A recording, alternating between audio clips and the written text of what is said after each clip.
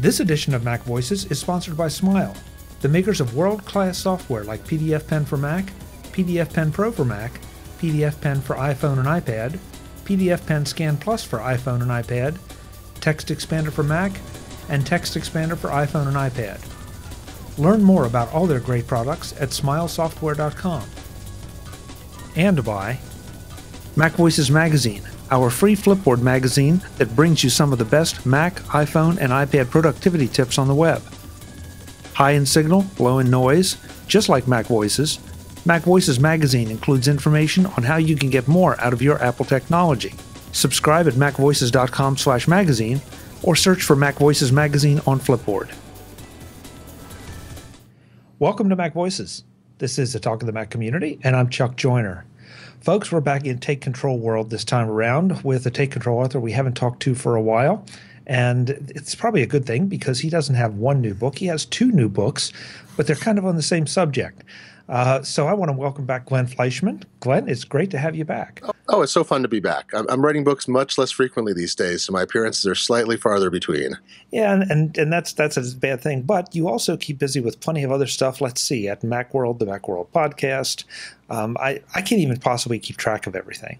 I can't. I got to look at my deadline list right now, probably. So this time, though, you've taken on the subject of Slack, and you have two books on Slack. And I got to make sure I get them right. Take Control of Slack Basics and Take Control of Slack Admin. And I guess the first question is, why was there a need for two Slack books, or why did you decide to break it down that way? Oh, yeah. You know, when we first started outlining the books, we thought that Slack as a system, maybe we just put an administrative chapter at the end. So if you want to start a Slack group or you're running one, well, here's a chapter about it. And then as we developed it, we thought, really, we don't want to make this, fish and fowl. We want it to be two things. And some people need a book that just tells them, how to use it as an end user. And we do put a chapter of the admin book is at the end of the basics book. So you can get some insight into setting it up. And we're finding a lot of people are buying both together. We've got a bundle discount too, which is useful, but we feel like they're two separate things. I think a small number of people are going to ever administer Slack groups, and a very large number, something like 3 million daily users now, I think. And I think Slack had a thing they posted. They had 1 million simultaneous logins recently, like people using it at once. So that's a lot of people, but there's only tens of thousands of individual groups, which they call teams in the Slack world. But we keep hearing from people, like we hear from people on both sides. There's a lot of people who say, I need to use Slack and I don't understand how to find out how to learn the next thing. And then there's people who say, I'm interested in this as a thing for my team. And a lot of it could be, we heard from a Boy Scout troop after we published the book. It's small companies, it's Mac groups, it's families. Like a Slack has a free flavor that's pretty fully function. They say, I don't want to become, an IT master. I don't need to integrate this with my systems, single sign-on, SSO system and a corporate intranet. They're not that scale. They just want to be able to set it up right, let users join, and administer it effectively. And they'd rather just have all the information in one place. So. But the more we heard about that, we thought there's two books here, and some people will get both together. Some will just get the admin book because they feel like they understand all the basics of Slack. But we think the bigger audience is for people who are trying to master Slack. Now, you started this by publishing these one chapter at a time for the TidBITS members, which is how I sort of was reading it, at least up to that point. And I'm intrigued because I've used Slack. I feel like I understand the basics of Slack, but my needs up to this point have really not pushed me beyond the basics. So that's why I was so excited to see this come out. And as a TidBITS member, I didn't even have to wait for the books. I could read at least those chapters there. And I found that there are a lot of useful things in Slack that I didn't know about. Well, were you ever an internet relay chat, an IRC user in the past? Oh, sure. I never used it that much. I used some other messaging tools, but a lot of people who are big IRC fans took to Slack right away. Some of them say, it's just, it's souped up IRC. I don't need that. And you'll find, there's still companies and people who use IRC extensively today. It's actually a perfectly reasonable system. It's low bandwidth, low latency. It's all text. And Slack is effectively, it is IRC on steroids and wearing a body armor exoskeleton. But it's an interesting thing because one of the advantages of a lot of internet systems is that you don't have to have somebody else host it. You can host it yourself, and you control it end to end. Slack is centralized. They store everything on their servers. They control everything. And it has a lot of advantages if you can buy into that approach. And I mean, it's funny because I've set up so many servers for myself, and I've also used a lot of hosted services. I'm often... In the past, I used to be dubious about things where I couldn't host it. And then over time, because of all the attacks on internet services, and there was a point when, should you host WordPress, or find a host for your WordPress site? Should it be WordPress, the organization Automatic that hosts it, their servers, or should you just install WordPress on one of your own machines? And after a lot of attacks and other things, I'm like, well, maybe I should only go with, Automatic, or Squarespace or somebody like that, where I'm not responsible for all that. So at some extent, Slack represents, this one philosophy of like, they're going to take care of everything for you. They're going to roll out new features and improvements. And all you have to deal with is getting people to sign up to your team and use it. And the reason I kind of am going around this whole thing is they have clients for Windows, OS X, Android, and iOS. They're all native clients, although they're kind of a wrapper around a web-style client. But they also have a very responsive web app, so it works in every different device. And we found this is a really interesting way to get people involved because you don't have to install an app to use it. So I don't know, have you joined the SlackBITS group yet? Have you? This is kind of our experiment in letting people test out Slack. No, I have not, and I need to. Well, Chuck, let me get you on there. But and there's information that are said about joining it, but it's a free and public Slack group, and Slack doesn't specifically allow public groups. They don't prohibit it. But their free teams can have up to 10,000 people. And we're starting to find there are directories of hundreds, maybe thousands of public groups.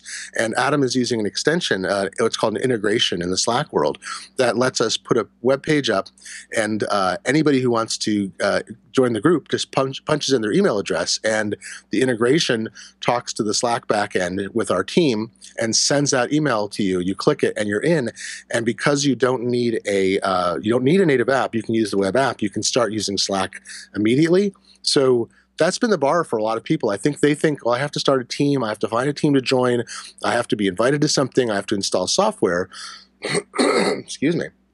But in fact, you can start like that. And there's a Mac admin Slack group that I think, I don't know what membership is now. It's in at least the hundreds. It might be thousands. And again, these are sort of like, they're the equivalent of a modern Usenet group, and they're not moderated, but it's an intentional community, and everyone has to join with an email address, and they can be kicked out. So behavior in Slack tends to be a little less freeform than the broader internet too. Okay, so you may just have answering with the ability to be kicked out, but now that you've written the book, that means you dug deep into this. I hear people talk about we are now approaching too many ways to communicate. We have Facebook, we have Twitter, we have Google+, we have Instagram, and I can go on, and so can you. Slack seems to have hit a niche somewhere, and I've been surprised that there's not a lot of kickback. And I don't know if that's because people they don't feel obligated to join Slack. They almost have to want to join Slack to get into that world. Is that part of it?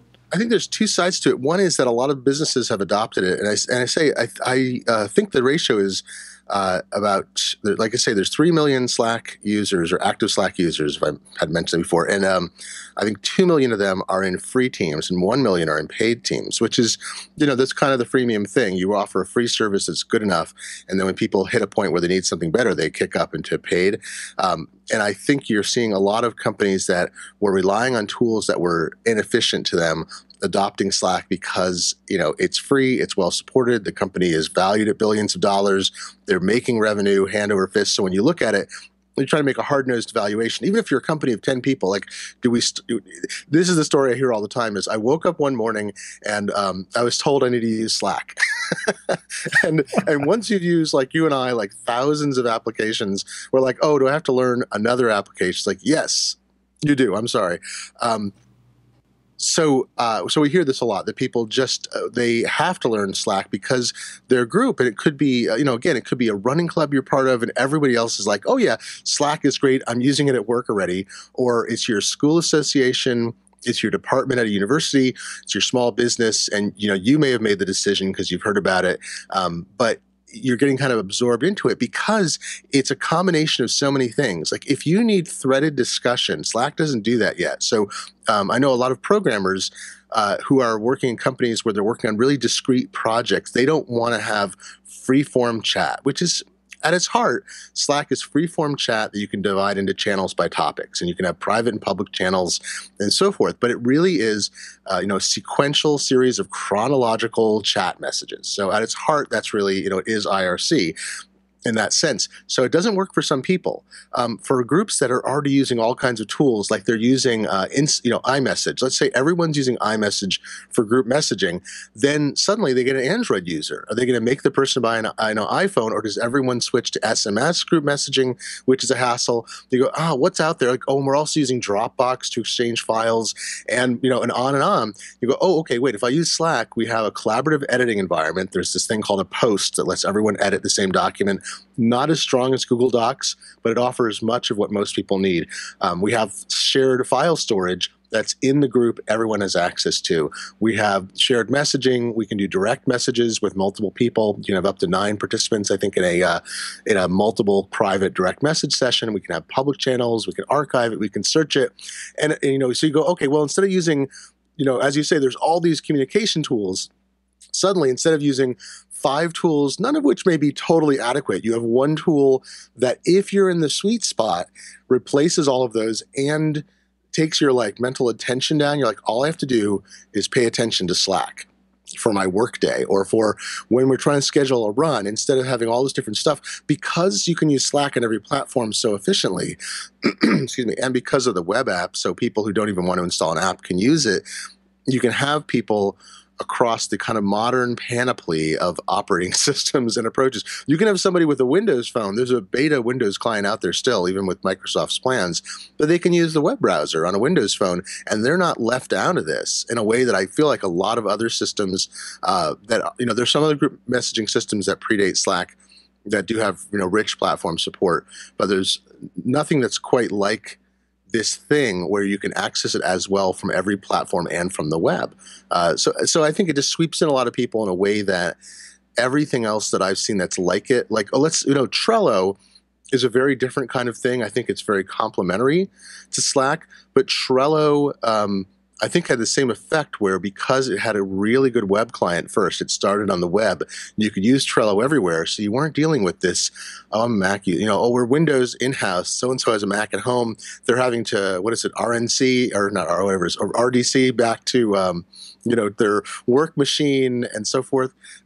So I think Slack's approach in the beginning, this kind of web plus multi-platform, has made it a very easy thing to fall into. And then once you're in it, there's no lock-in. You can export messages. It's not like, Twitter, you can only post to Twitter and you're limited to their accounts. Slack's a very easy thing that once you're in, it's very sticky. And you're like, all right, it's a big hassle for us to move somewhere else, so let's just stay with this too. Okay, so we have 2 books, and I'm going to ask you to sort of break them down a little bit as far as who should be buying what. I know Slack Admin, obviously, as you said, is for people that want to set up and, I guess, administrate a Slack group. But what kind of things do you cover in the Slack Basics book? Oh, well, Slack Basics, I mean, it starts from the notion that we think that most people who buy the book, or I guess the intended audience, I should say, is people who are like you and me. Like you and me are the ideal audience for this book. I was the ideal audience for this book, and then I wrote it, where Slack has pretty good discovery for many of its features. I feel like between Slacks, it has some built-in help. So you start typing a message in the message field, and after you type a few characters, it puts a little subtle tip at the bottom about formatting. You can use markdown underscore for italics, and backticks to put in code formatted samples, and like that. various things you do in Slack. It gives you like little tips and little help, so it helps you along. But I feel like on the bigger things, like conceptually, sometimes it's hard to figure out what you do. And their online help isn't bad, but it's very, it's structural. It's like, okay, here's 1, 2, 3, 4, what you do, but it doesn't step back and say, here are the kinds of things you're trying to do. Let's walk you through them. So I think we bump up a level and we're more comprehensive than what you can get right now from the documentation or the discovery process. But I think about things like when you launch a Slack client, whether it's a web or native client, you're put into the general channel. You're facing a sidebar that has a bunch of channel names on it, probably, depending on your group, messages in this main view, and an empty field. You're like, well, what do I do? What am I supposed to do with this? And people are chatting away and messages are scrolling up and you see things and people are pasting in URLs and previews appear and all this. You're like, all right, I think that immobilizes some people. I know the first time I joined a Slack group, I joined a previous, like more primitive group messaging system, which I found very frustrating. When I moved to Slack, I was still, okay, I kind of get this. I've been using, I started doing online chat in 1981 or something with BBSs. I'm familiar with the metaphor, but I still thought every system is different, and Slack is fairly subtle. So I'm taking, we take people through the notion of what is this for? What kinds of things can you do in this? Then we break it into okay, here's the interface elements. We usually don't do this in the take control books. We actually go through and kind of do that. It's not like a blowout chart. I'm just installing an air conditioner for the summer. It has all the, the pull-out tags, here's part 1 and 7 and all that. We don't go to that extent, but we do walk through because Slack has a lot of hidden drawers. You need to pull stuff out and oh, that's where notification preferences are. Or what's the difference between muting a channel, setting notification preferences, and do not disturb? How do those interact? So we sort of identify all the pieces, and people who are already been using Slack and are more familiar with it, they can skip some of that early stuff. But then we get in the nitty gritty of what can you do with a message? Messages are actually really complicated in Slack. You can just type some text, but you can also format them. You can put an emoji. You can add links. You can put a link in and remove the preview that appears. Then we get into Slack has some interesting extras. I mentioned this before. I use Google Docs a lot. I don't know if you do you use that to collaborate with people for live or interactive editing? Yes, I've done a number of Google Docs things. It's really handy to have that in one place. And so Slack has something like it. I'm sure it will get richer over time. It was just introduced, I think, in the middle of last year, called Posts, and they're lightly rich text formatted documents that one person can edit at a time and multiple people can view. So you can't simultaneously edit. But that's now an embedded part, so I don't have to drop out of Slack into another environment. It has Slack was initially very popular among developers and people doing project management in .com world, and it has text snippets. It's got, I think, 60 different text formats that are supported for programming, SQL, Perl, PHP, Visual Basic, Markdown, and you can. This is very much like BB Edit. Actually, you put text in and you say this is in this format, and then it does the colored syntax highlighting, so you can see all the parts of it. And it also lets you upload just any kind of file. It can link to Google Docs. It can link to Box, Dropbox, and some other services as well. So you wind up, so we're trying to tell people how to kind of deal in this environment where you're kind of at the center and there's all this stuff spiraling around you. What are channels? Should you create channels? Which one should you join? How do you start direct messages and manage those? Where do you find things? And we divided it really, into topics. There's a topic on channels, a topic on message, one on searching, or chapters, I should say. But we're really considering that from somebody who is not new to computers, which I know is rare these days, but not new to, say, productivity software, but new to Slack and wants to not have to spend their time kind of poking around, but dive in and say, okay, I need to do this thing. What is it? Read a chapter, and then they have 100% of the knowledge they need for it. So this is not one of those books where it necessarily needs to be read chapter 1 to chapter whatever. You can kind of jump around based on your needs and based on your desires. Yeah, I mean, I think it's especially good if you have an immediate need and you're trying to figure out how to, let's say, set up and use a private channel. And Slack has both private channels and direct message conversations. And we've spent a lot of time in the book picking those apart because they're not exactly the same, but they're pretty similar and they have different purposes. And so if you're in Slack and you're like, all right, I need to talk to 7 other people, which should I choose? So we have kind of not a flow chart, but kind of a breakdown of that. And you can jump to the chapter on direct messages, read it and go, okay, all right, now I actually need a private channel here because I want it to be, I want to be able to add and remove members and I want it to be archived in a certain way. And I want it to be named so that we can find it. You're like, all right, well, I'll do a private channel, as opposed to saying, I have to read a 185-page book, right? You don't necessarily, I don't want to force people to say, yeah, you're not going to find out who the killer is until the end of the book. But yeah, and I think in some cases, I think with some other take control books I've written, they're often task focused by chapter, but there is a lot more of that process of learning the program, learning the approach, and then putting it to use. In this case, we front load a lot of that, and then we do have these very practical chapters that just answer questions comprehensively.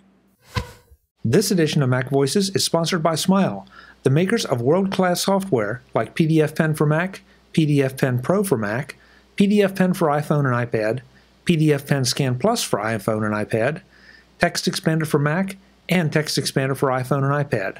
Learn more about all their great products at smilesoftware.com. Smile has just released Text Expander 6, an update to their text expansion utility that boasts quite a few new changes to one of my favorite productivity apps.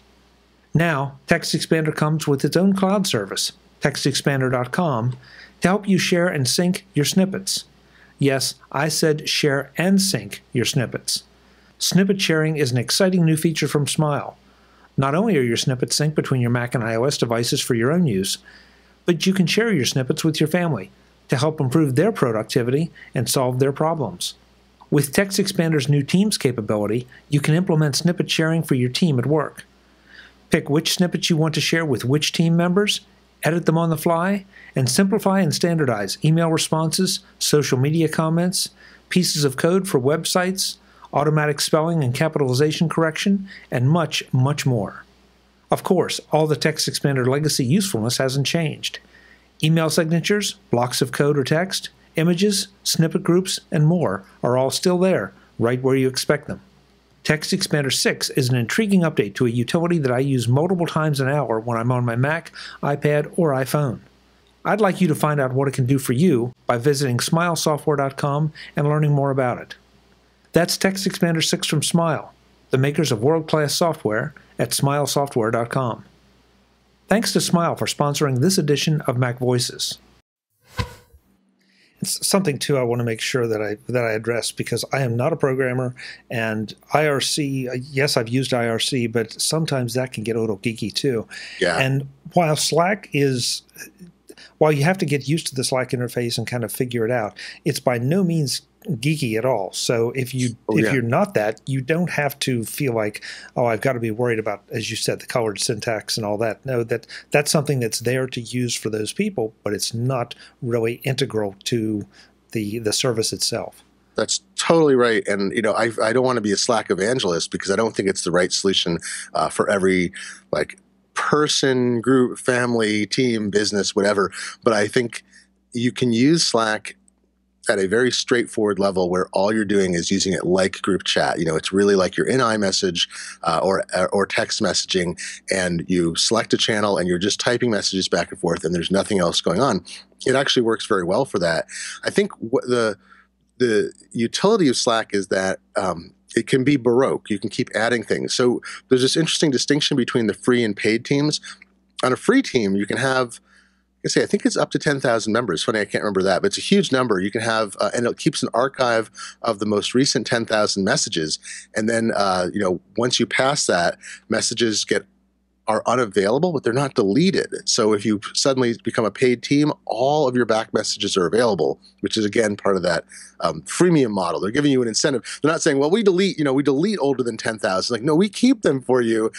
And if suddenly you want 100,000 messages, like everything you've discussed in this group for 2 years, just start paying and you unlock it. But free teams can only have 10 of what Slack calls these integrations that let you essentially create glue to other services. And that can be something like, it can be Google, it can be Twitter, it can be IFTTT, which people love as it's itself a glue. So you can have an IFTTT integration in Slack that lets you use recipes at IFTTT to link in other services and bring material in and out of Slack. Some people at larger organizations are using help desk software and other support that lets their help tickets come into Slack and be answered by people in them and then go back out to the appropriate help desk thing and send out email. I think in some cases people are getting SMSs received into Slack so they can assign them to help tickets. And the New York Times did this thing where they used a Slack channel with some custom software, because you can, if you're a programmer, and you don't even have to be like a great programmer. You don't have to be like a system level, like I can write iOS software kind of programmer. You can integrate things into Slack yourself. So the New York Times built this custom thing that let them live blog in a Slack channel. It let editors, so writers are typing away, editors could edit the writers' messages in the Slack channel and then push them to the New York Times live site, which I thought was pretty cool. Some people, I think there's an integration that lets you literally turn a Slack channel into a live blog also. So some organizations will use that. So free teams can only have 10 of these, and paid teams can have an unlimited number. So in some cases, that Slack becomes this incredible control panel. It's like a dashboard front end to everything you do. And a system administrator I know runs a consulting business on Washington, D.C. area.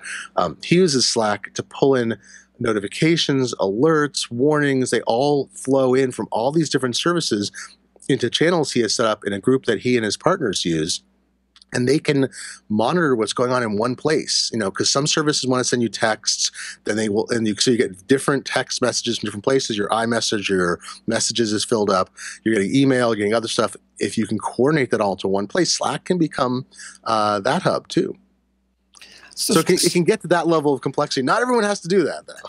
Yeah. Well, but the whole idea here is that this sounds like it's developed into a very flexible tool that can be used by something as simple, because when I first got exposed to Slack, I was seeing people talk about it being sort of the new water cooler, the new Twitter, where it wasn't open to the public necessarily, but there were groups, and that always intrigues me because of the people that work far away from me, or and you're working on specific projects. But it's grown. The other thing, too, that strikes me, in fact, as we record this morning, I saw some headlines go across that now Slack is doing video calls. Oh, yeah. They just, while we're recording this, I didn't see that. They acquired a company that does screencasting and something else. I don't know if it's already running. That's cool, but it only does audio. Or at the moment that I know of, they do audio, but they're planning to expand. And if you have a free team, you can do one-on-one audio calls. If you have a paid team, you can do like one-to-many calls. And the calling quality is pretty good compared to Skype right now, at least. Yeah. Right now, at least. Yeah, but it's like Slack is evolving, and I'm not going to say rapidly to the point that you can't keep up if you want to, but it's also not lagging, and you're having to wait 3 months for a feature to be implemented. And that says to me that they're serious about keeping this thing going. Yeah, they're one of the unicorns. They're worth some billions of dollars on paper, and they have a million paying customers, or a million user accounts that are paid. I mean, it's sort of funny because it's probably 5,000 businesses or something. And in some cases, they have hundreds or thousands of paying users within a single organization, and they're all paying somewhere between the equivalent, some of their annual fees, but like between $6 and $16 a month, depending on how it's set up. So that's a lot of money. I mean, that's not trivial, and they're just getting started. So they'll be around for a while. But like, here's a good example. So in one group I'm in, the Incomparable, it's a podcast network I'm part of. We now have, I don't know, like 40 shows or something. There's like some podcasts don't go up that often. I've got a mystery podcast called Afoot that we post. We're trying to get on a monthly schedule, getting there. I think episode 7 is going to come out soon on our schedule. And that group has, I think, about 50 members now, and the team, I should say, and we have channels for most of the podcasts. So people who are doing a specific thing, like our game show podcast, we talk about it in the game show channel. We have some integrations, but we basically use it like a more convenient version of chat. And all of us are on Twitter, but this is private. We can talk about whatever. We know that nobody outside can see it, so we can have personal conversations. A lot of the people involved in the Incomparable are friends, or they're now all friends, but people I've known before in the real world in the past. And that's kind of more of a social group, with even though we're doing something. And then I'm also part of IDG's Slack for the Macworld and other publications, and I'm a single channel guest there. So there are multiple tiers. It's a paid team, and there are full members who can access every public channel in the team and all the features. There are multi-channel guests who can be invited to multiple channels by administrators or other users. And then there's single channel guests, which are, they get, the pricing is you get 5 free single channel guests for every paying member or multi-channel guest, which sounds a little complicated, but it's so you're working with someone like me. I'm a freelancer. I don't need access to everything IDG does. It would be inappropriate for me to have access to some of those public channels because they'd be talking about editorial policy or finance or whatever. So there's a room in which we all talk, everybody who are staff and all the freelancers have access to that let us have these discussions about articles and developments and whatever. And they have a bunch of integrations. They've got huge number of programmers at IDG. So they have their CMS is pushing information into the channel to let us know when things are published and so on. And I think those are kind of, two extremes. And I'll point out, I mean, I keep hearing about people using Slack for social groups because the free flavor is great. And again, this multi-platform thing and the web part means you can onboard people for a social thing. So you have a book club that meets every 3 weeks. A Slack group could be great for that because it lets everyone talk in one place. You're not dealing again with, you don't have to do technical support for, oh, so-and-so has an iPhone, everyone else in our group has Android, how are we going to deal with them? It obviates that problem. And I think that, and there's often that issue of getting someone to install software and set up an account is a hassle. And I keep coming back to that web app thing of being lightweight enough that people who don't want to deal with apps, which is a lot of people, as you know, a lot of people don't install apps on their phones. They have a handful, they may install Facebook. They never download anything from any app store. And this kind of bypasses that too. Do you remember when, this is a while ago, we had friends that we lost touch with, even in Seattle, 20 years ago, because they didn't have email. It was the weirdest thing. We'd email everyone for a party, and everyone would come, and we'd call that person. We really like them, and over time, we'd sort of forget to call because we'd sent the email out. Like, oh, did you call? Like, oh, no. And then they just sort of fell off the earth. Now they have email, and we've seen them a little bit, but it's almost funny. Like Slack is it doesn't exclude anyone because you don't need a special thing to use it. But you have to pay attention to it and sign up for it. And yeah, that's true. Yeah, I mean, it's another account. Another account, and it's something we struggle with, and that's one reason I was so glad to see these books come out, because as someone who has dipped his toe in maybe up to the ankle, I know I'm not taking full advantage of it. I know I should, because I know there are a lot of things going on there that I need to pay attention to and want to pay attention to, but you just got to find the time to do it. And so now I have someone to walk me through and not only explain some of the basics, but also now when I have the need to do something, I can say, oh, what does Glenn say about this? And it'll be there. Well, and we're using the SlackBITS group as our team as our. It's a little bit of a sandbox for people, so you don't have to be invited elsewhere. You come in, it's all friendly people. We're using it as a way to answer questions, and obviously promote the book. Like, hey, come in, ask us questions. By the way, we have a book on this. We have almost 500 members of it after we got a number of people who came on when we did the TidBITS articles, and then a syndication. And then with the book out and some additional mailings, we have like 500 people in this group who represent a lot of different interests and company uses and, academic and personal, international. They're not all in the United States or Canada or something. We're dealing with worldwide access. And you've got Adam and Tanya and I and some other TidBITS people, and so we're answering questions, but it's just that ability to say, I want to try this out without having to set something up on my own. Come join the SlackBITS. You don't have to buy the book or own the book to try it out, and you don't even have to ask us for an invitation. You just go to the site and sign up, and you get an invitation to create an account. And I think that's going to be the tipping point. Like, Chuck, if you come join us, join us, Chuck. I will. Chuck Joyner, join us. By the time this goes live, I will be there. It'll be fun because I was using, I think, HipChat with IDG, and we were all grumbling about it because HipChat, it's improved since then, but HipChat, it was kind of more of a IRC. It's kind of, I don't know. I found it clunky, and I think the company is different focus than what Slack's doing. But I was in like one HipChat group. I was in no Slack groups. And I heard everyone talking about Slack. I was like, why am I not in Slack? I feel left out, and all these different people I know in groups, and I feel like I'm not in the flow of what's going on, especially with publications, where your relationship with editors and other writers helps you, know what's going on and be able to pitch and all that. And I thought, gosh, this is going to be tough if everyone retreats into Slack. Like, how is my freelance career going to work? People leave Twitter.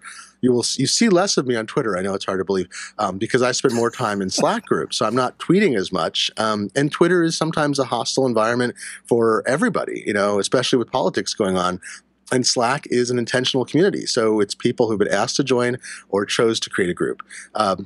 So that said, I think this was about a year ago. I got invited to some Slack group. I think Fast Company. I was doing some writing for them at the time.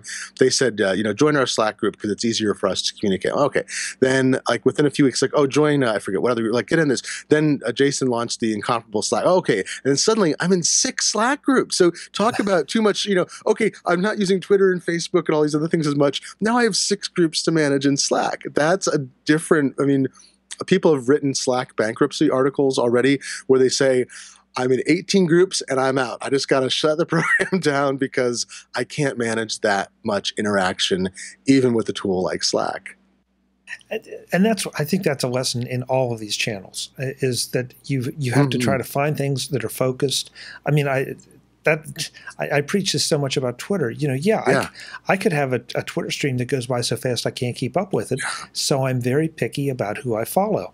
It's what I don't like about Facebook because they kind of choose what they feed to me. With Slack, this sounds like something I would really enjoy because, again, I get to control it a little bit. And if I find that, say, the Incomparable channel is just too much for me, I'm not part of that. But if it were, okay, then I'll shut that off, or at least I'll suspend it for a little while and go work on the other groups. So, this is a key thing we figured out with Slack. This is one of the things we tinkered about. There's an entire chapter on notifications because Slack, by default, it's not too noisy, but it can use mobile push notifications on any platform if you have the native app installed, and it will do desktop push through our desktop notifications. So it supports, I think, Internet Explorer doesn't exactly have notifications. It has, I think there's a way to do it, but it's a little kludgy. But Safari, Firefox, and I think Opera does this too, and Chrome all tie into whatever the native system's notifications are.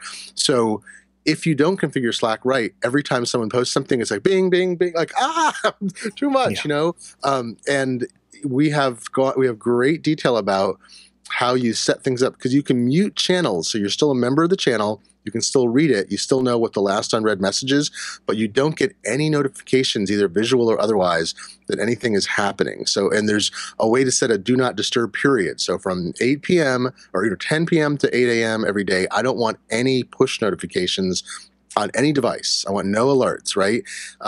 And so that helps take the noise down.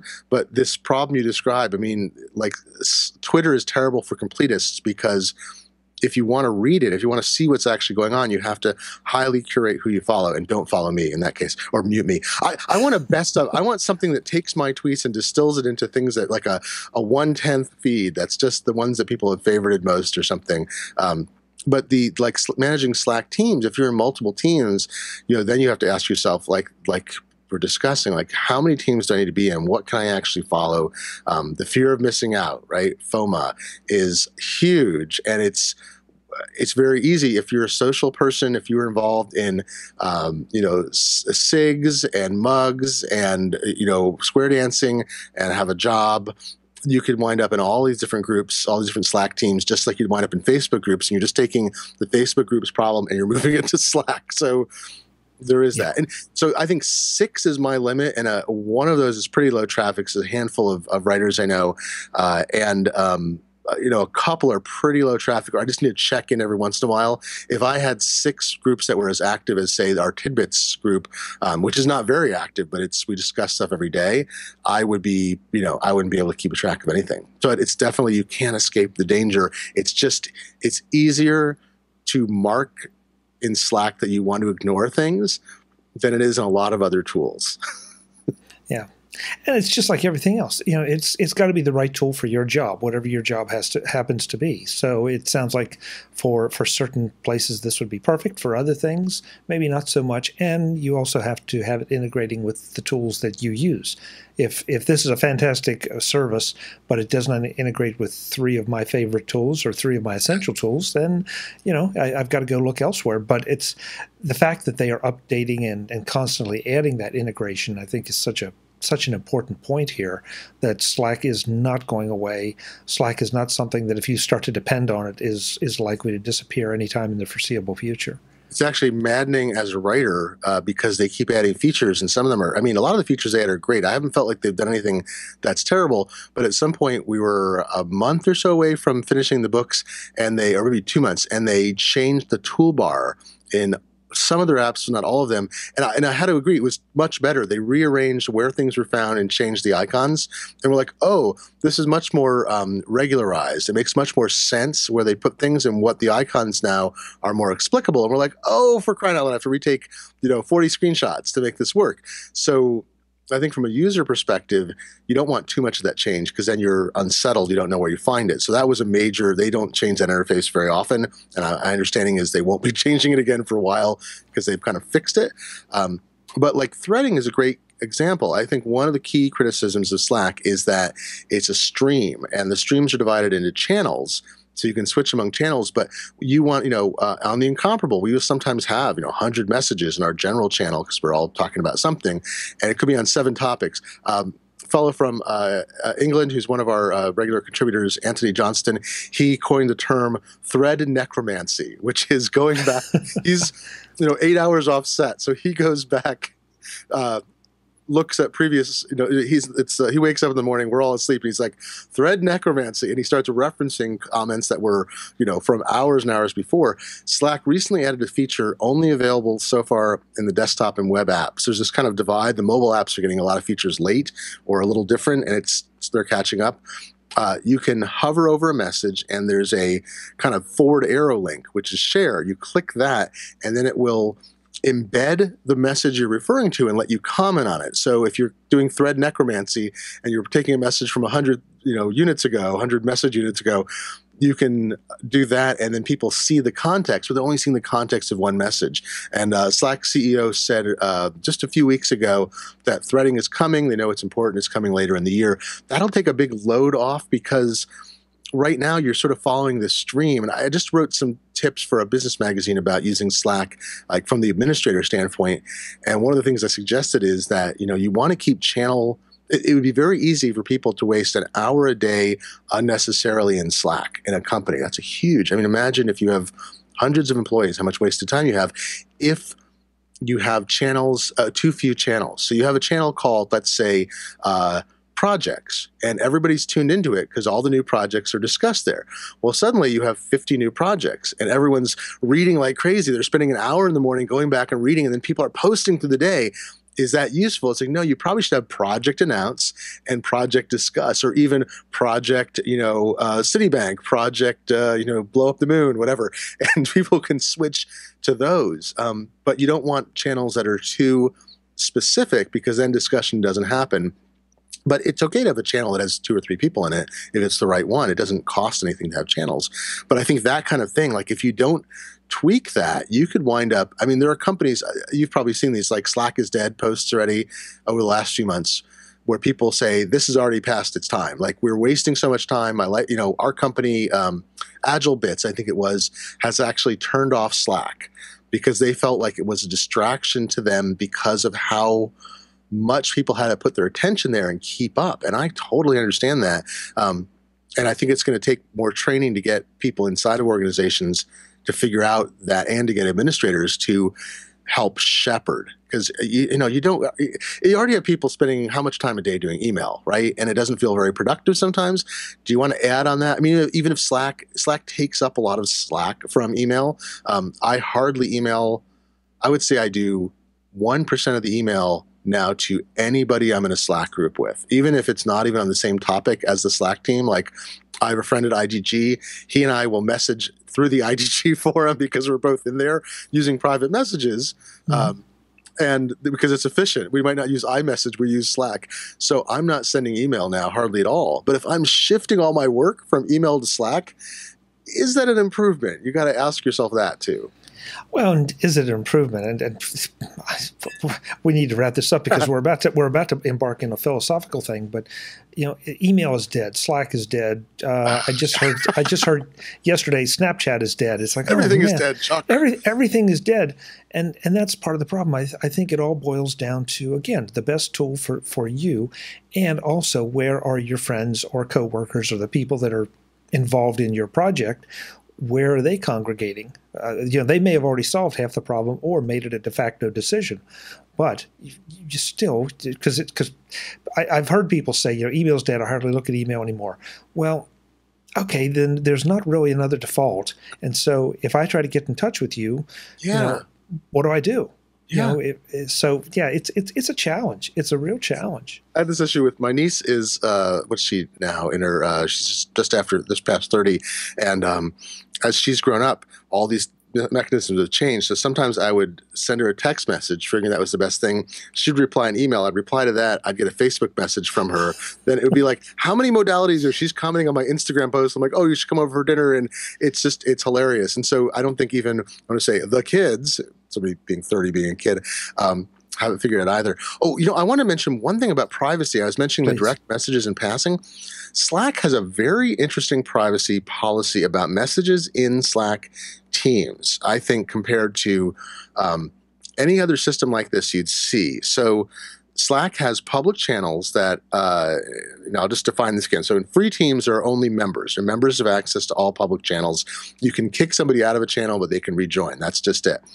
In paid teams, multi-channel and single-channel guests essentially get assigned to channels, and they can't join other channels. They can't search on the contents of them, and so forth.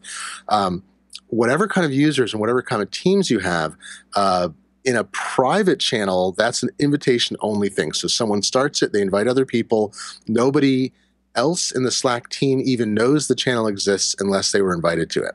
And then there's also direct messages where you can message people one-on-one or in multiple groups. And like I say, the distinction between private channel and direct messages is a little fuzzy, but they're same thing. No one knows direct messages are happening either. What Slack has done that I'm not sure if any other company has done is team administrators and team owners, who are the people, like Slack has these two hierarchies. Team owners, there's a primary owner who registers the team and has billing and other responsibility. They can make other team owners who have kind of superpowers, and then team owners can anoint team admins who don't have quite as much power, but they can still do all these administrative tasks. And then there's regular users who have various abilities. So in Slack, team owners and admins have zero access to any private messages in the system, direct messages, private channels. Admins don't even know what the names of private channels are.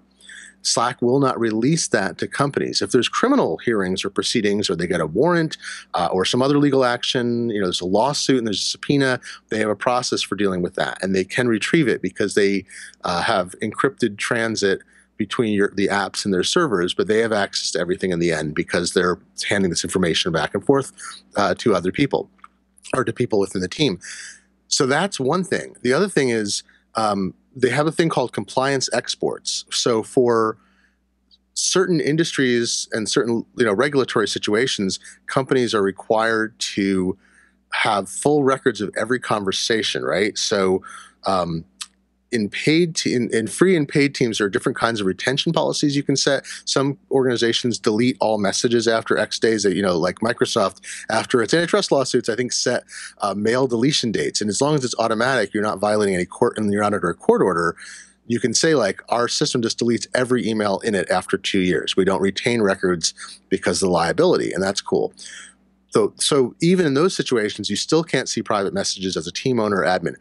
If you're on the highest tiered paid user team, you can request from Slack to enable compliance exports. And if you convince them that your industry requires that every message, private or public, is archived, then if Slack approves you, like they have a process, you don't just check a box. They agree that you have this compliance requirement.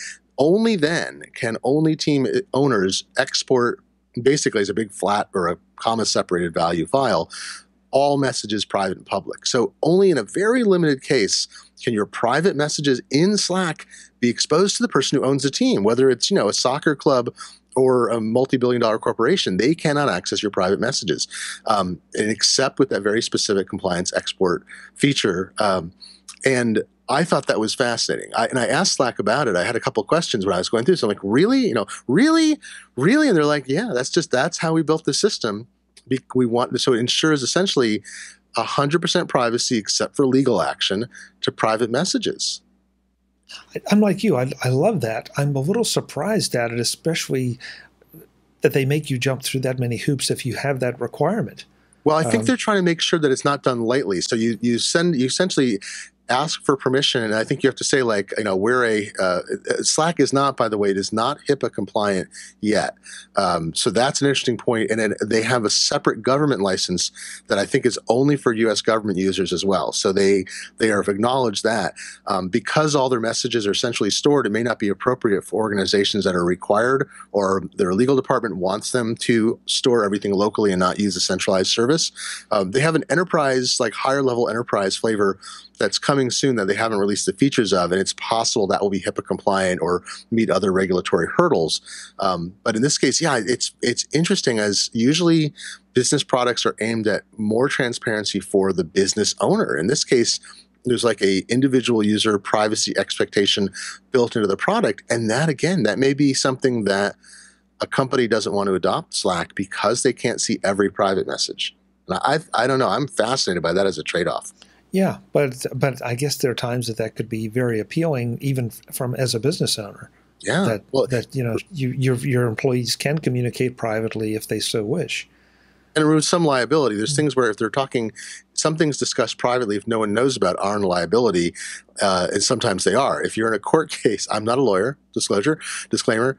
If you're in a court case and you're doing an Enron style thing, it's like people privately in your company were laughing at clients and discussing how they were cheating them, and they subpoena the Slack records, and they see that that's problematic. If you had compliance exports and you're examining, people looking through private logs to make sure that everyone's in compliance, then that obviates that. But that's for most people, I think you're more in a situation where you're a small business and you just there's not a necessity for it. And it also, I think it actually keeps people in Slack. Like Google, when it started serving lunch to its employees early on, and then all the .coms, not all of them, but a lot of them serve free or cheap in-house lunch and dinner, and sometimes they do your dry cleaning.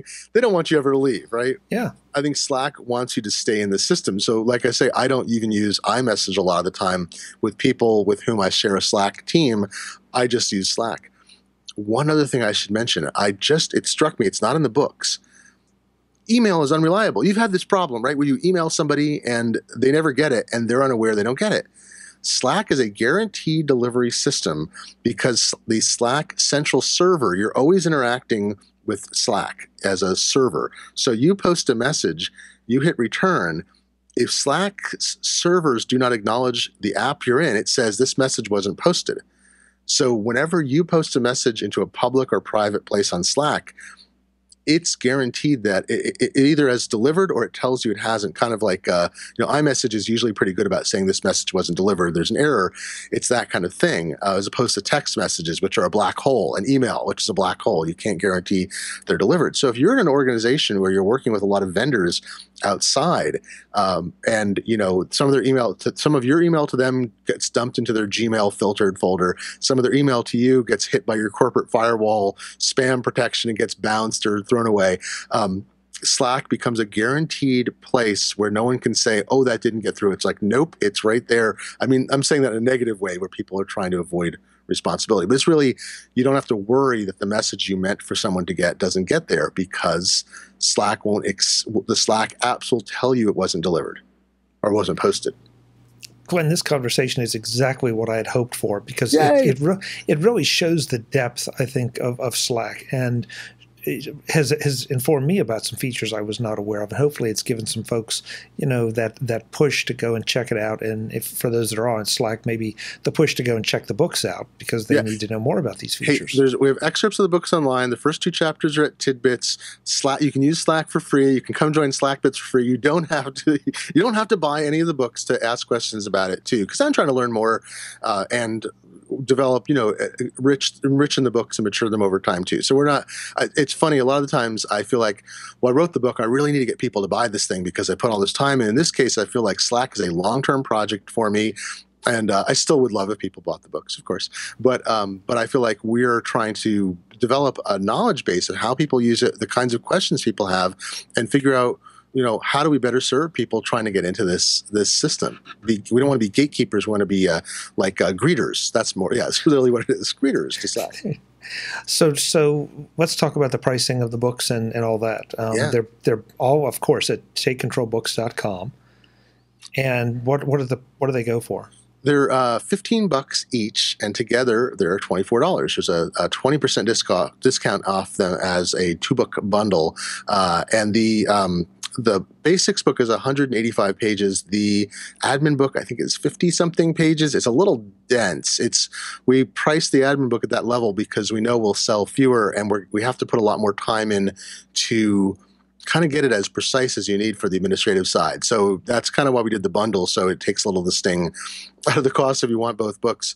And we do have bulk pricing that starts at 5 books or more, so you can get discounts. Some people have already bought a number of books to distribute, so they bought Slack Admin plus 10 copies of Slack Basics to distribute. And Tanya reminded me, I'd forgotten about this, there's a nonprofit discount. I think it kicks in at 10 books or more, and it's substantial, so you can Take Control's information about that. I've set up a site with a great URL to where I'm going to post tips, and I'm working on some videos to help people understand how to do things with a more, I like the video approach, like just short videos about using emoji. I've got a script written for it already and everything at slackhelp.me. Isn't that the greatest URL? Oh, I like it. I like it. So right now it's like a landing page destination that explains the 2 books and has links to buy them and links to the excerpts, but there's a blog. I'm going to turn on a blog at some point and start posting tips. I've got a Twitter account that I have to remember the name of. I set up if people want to follow or answer questions on Twitter, and it is, I have to launch a program to find out what it is. So I forgot. It's obviously a name that's super memorable. But it's just going to be a place where people have a quick question. They don't have to go to the Slack team. They can ask me that. I mean, I'm always at GLENNF on Twitter, but this account is TCO Slack Books, like Take Control of Slack Books, at TCO Slack Books. So people can find stuff there as well. But yeah, I'm looking forward to doing videos because I feel like Slack has a lot of discrete tasks that lend themselves to showing here's the sequence of things. They have a lot of 3 dashes and horizontal bars and other things and plus signs in Slack. And like I say, they expect and help you with discovery, but you see a plus sign, you're like, what is the plus sign? What am I supposed to do here? And then you click it. It's like, all right, you want to upload a file and do whatever. So I feel like taking people through menus, and they do that partly because of the mobile responsive web and app thing. They want to have a similar interface across all the platforms they use, which means using more icons. And icons don't always, as I say, lend themselves to immediate comprehension, but they are consistent. So when you go from the mobile app to the desktop app, the plus sign does the same thing. But in a desktop app, it might actually have a button that said upload. They don't do that here. Glenn, I really appreciate the time. Like I said, I've learned a lot. I hope the folks have learned a lot. I hope they will all go to takecontrolbooks.com, check these books out, the sample chapters, get in touch with you, join the SlackBITS group. Yes, folks, I will be joining it, I promise. One of us. And I want to make sure that we don't make it so long in between. We got to get you on for something, even if it's just to talk about, the weather. I'll come back and talk about Wi-Fi and batteries at some point. I've been doing a lot of battery research in the last several months, and batteries are surprisingly fun and exciting. I have wait, I'll hold up. I don't have your. I was just testing a magnetically attached iPhone battery, external battery with a lightning port from Scotchy, or however you pronounce that. Skoshi, right? Skoski. Maybe I'll find out by the time I'm back on again. I'll get the pronunciation right. There's a lot of fun stuff in the battery space. Great. Hey, you're always welcome. Just let me know. Thank you. All right. Good to see you. Great to be on. Thanks, Chuck. Folks, I'm Chuck Joyner. This is MacVoices. Okay, now I'm going to go get more involved in Slack. Thanks to Glenn. Just what I needed. Until the next time, and as always, thanks for watching. Visit MacVoices.com for show notes, links to subscribe, and to connect with Chuck on Twitter, Google+, Facebook, YouTube, Vimeo, SoundCloud, the MacVoices blog, the MacVoices Dispatch, our weekly newsletter, and on MacVoices Magazine, free on Flipboard that helps you do more with your Apple tech. Advertising handled by Backbeat Media at backbeatmedia.com, bandwidth provided by CacheFly at cachefly.com.